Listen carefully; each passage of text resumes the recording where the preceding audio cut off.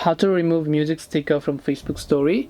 Hey everyone, welcome back to our channel. In this video I will guide you on how you can remove music sticker from Facebook stories, so make sure to watch the video till the end. In order to remove the music sticker from Facebook story, it's actually quite very simple to do so.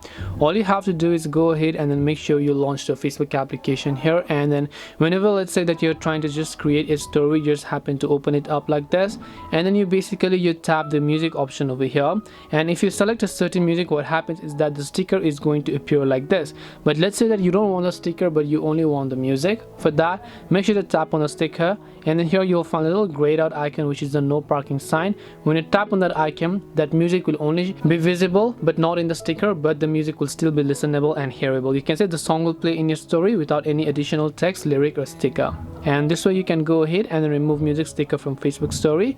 Hope this video was very helpful. If you have got any questions, then feel free to leave them down. Thank you for watching and see you in the next video.